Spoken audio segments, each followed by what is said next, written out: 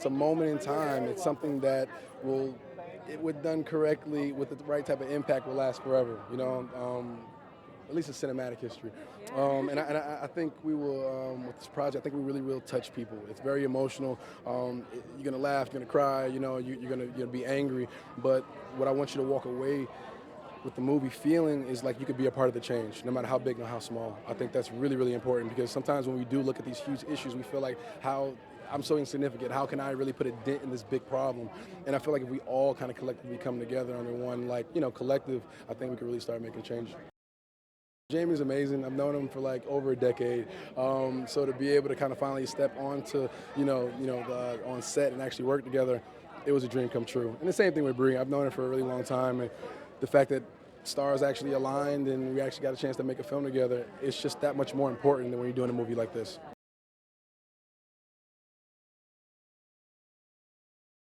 Michael B. Jordan called me, and he said that he wanted me for the role, and I was humbled by it because he could have took anybody, but he stood behind me, and I was just blessed to be with him. And then once I found out who Walter McMillian was, and it's interesting, aesthetically, me and Walter McMillian have the same cheekbones, the same sort of structure. So, and then being from the South, tapping into that Southern feeling, tapping into what it could be like in the South.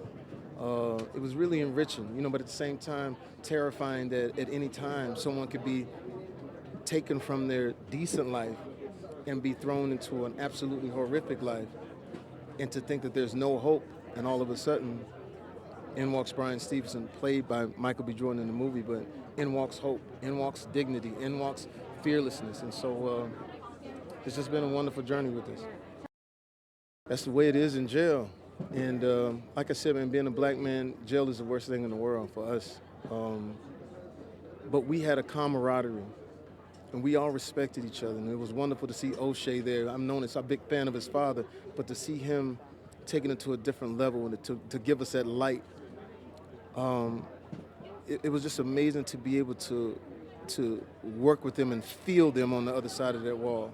And then hats off to our incredible leader, Destin, who's able to take what was going on and put a beautiful body of work together, because there's several stories about things like this, but every once in a while it comes together really in a beautiful way, and so hats off to them.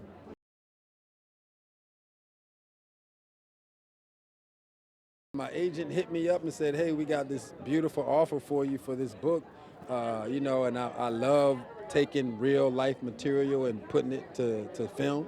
And so I got the book, read it, and was blown away, and felt honored that they would even consider me to be a part of this project and the magnitude that it could actually bring. I play Herbert Richardson, a young man who's off to war before he gets his first kiss from a woman. He's experiencing war to a high traumatic magnitude, high level, only one to survive coming back from his platoon. Then when he gets back in the States, he really doesn't have support, but he meets a lovely young woman that shows him some love. So in his mind, how do you show that back? And we show you that in the movie. And it's a heavy thing. They were fun, they were natural, they were like give and receive and receive. It felt good to play with such high-level performers like that. Yes, we had a instant bond the moment we were on set.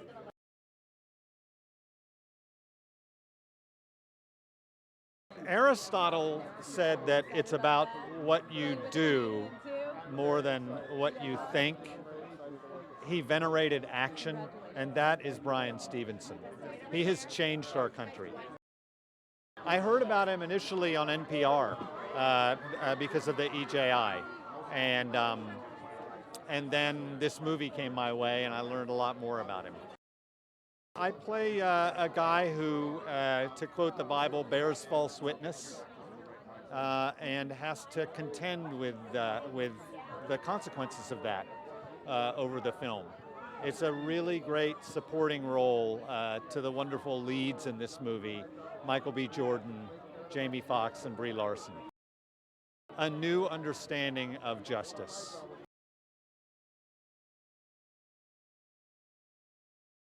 I play Anthony Ray Hinton, a man who was wrongfully accused of a murder when he was young. he had to spend 30 years on death row, you know, and that takes a lot. I haven't even been alive for 30 years, so for him to have that taken away from him, to lose his mother in prison, he had a lot of dark clouds over him, and at the same time, he was there to uplift his fellow inmates. You know, they became a family behind those bars, and Anthony is one of the people to, you know, keep the spirits high. And for him to go through as much as he did and still take on that role shows what type of man Anthony Ray Hinton is. It was just something about when those bars closed and, like, you can hear your fellow actors, but you don't see them, and you know, it really puts you there, being in that box and just thinking, yeah, when Destin calls cut, I could go back to my trailer. You know, there was no cut for these guys, and so it helps you take it in a little bit. And yeah, I'm thankful for this opportunity that they've given me. When you have that feeling where you give a damn, do something about it. You know, to not let no stop you. You know, when you feel something. And when you feel a fire and you burn enough, you know, great things can happen if you just take the time and put in the work like he did.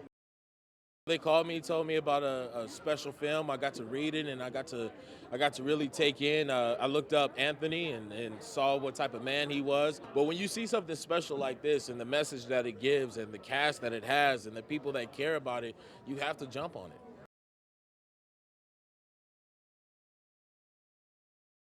I heard about him through his work. His work precedes him wherever he goes.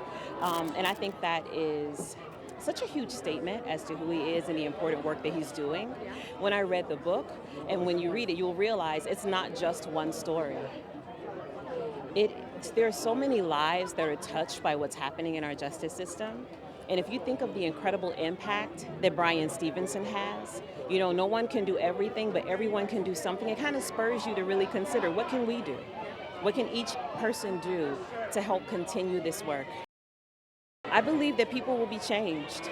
I believe that your heart and mind will change. You'll have to really consider the depth of our humanity and how we really connect and engage with each other, regardless of who we are and where we are in life, how we connect and engage with each other as human beings on this planet. He really has, and I feel like I was changed. You know, since then, I've actually spent time connecting with inmates in prison. To really try to understand, and also, it's one thing to be inspired, it's another thing to actually act on that inspiration, and this is what this movie really pushed me to do.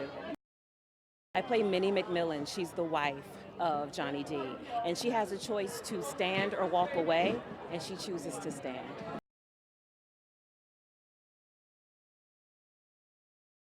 I play Henry Davis, who is the first inmate that Bryan Stevenson, Michael B.Jordan character, comes in contact with, and he finds out that we happen to be the same age. So that's just, it's a very touching scene. And so it's within the first, 6 to 8 minutes of the film, and it's just a very heartfelt scene. And, to be 23 years old and see someone on death row, you can only imagine.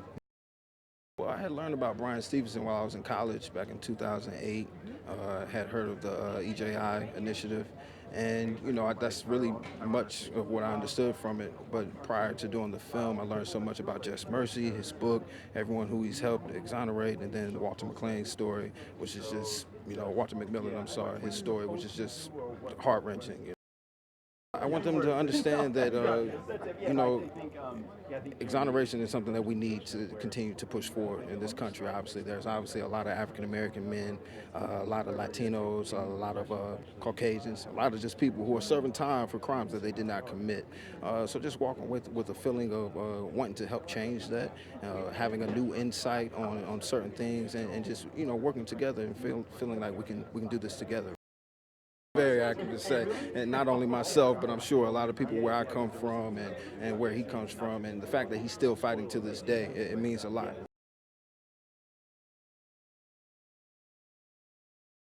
I really wanted people to see what I see. I just feel like I'm not special or unique. I go into places, I see tremendous cruelty and abuse, and I just think if more people saw what I see, they'd be motivated to do more.